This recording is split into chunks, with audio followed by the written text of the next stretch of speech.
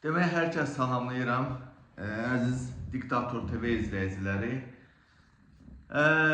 Uzun zaman idi, artıq 2 həftədən çox idi YouTube kanalımda öz videolarımı paylaşmırdım. Bunda səbəbi var idi.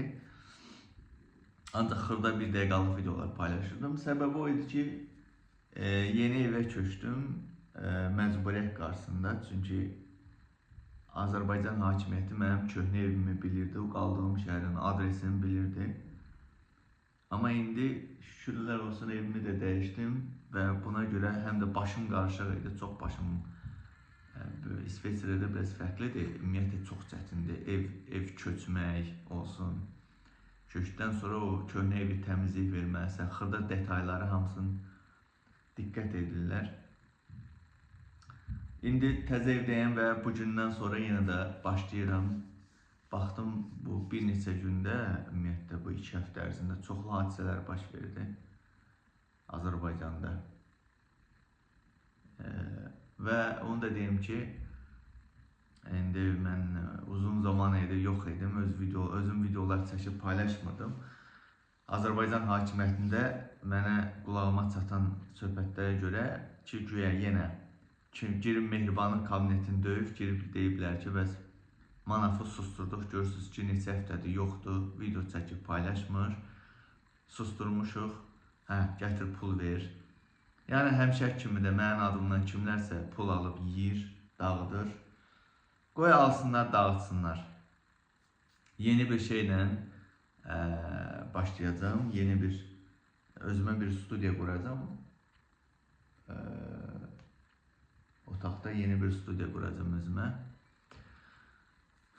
Və tam bir fərqli formatda və planlarım da var ki, artıq studiyanı qurub İngilis dilində və Alman dilində yeni videolar hazırlayacağım və gözəl bir videolar planlarım var İngilis və Alman dilində ki, artıq artıq bu günə kimi ancaq Azərbaycan tamaşaçısı, Azərbaycanlı insanlar izləyirsə mən, bundan sonra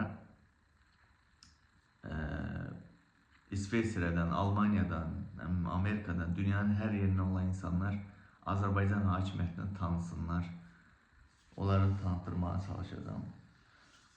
Siz pul almağa davam edin. Mən də başlayıram yenə ananızı belləməyə. Biraz indi özümə gəlmişəm.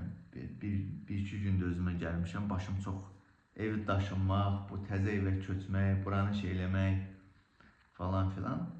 Biraz vaxt getdi. Amma bugündən hər gün yenə videolarla yeni bir manken gəlir. O sürprizdir. Yeni bir manken.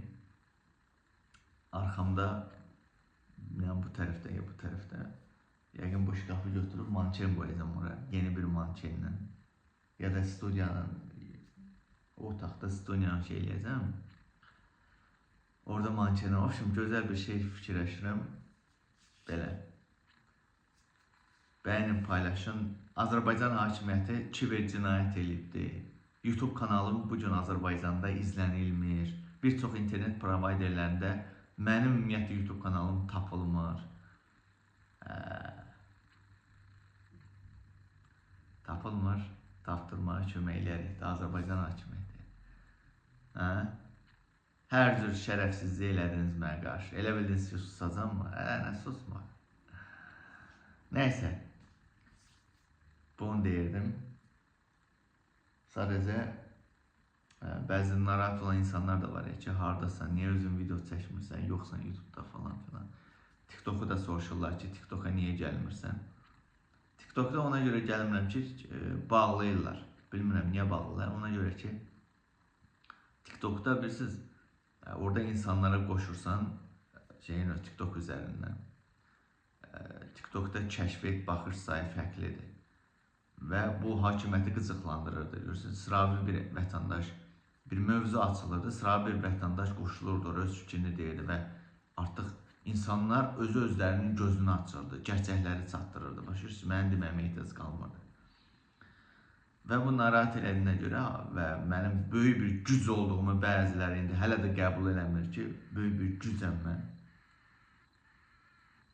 Və narahat edirdi. Qoymurlar bugün mənim TikTok'a girməyimi. Qoymurlar və qoymasa biz də edəcəyimizi bilirik. Azərbaycan səfirliyi. Gəlirəm Fuad. Fuad, gəlirəm Elə bilmə səni yaddan çıxarmışam Fuad. Gəlirəm, gözlə məni. Gələcəyəm, gəl desən.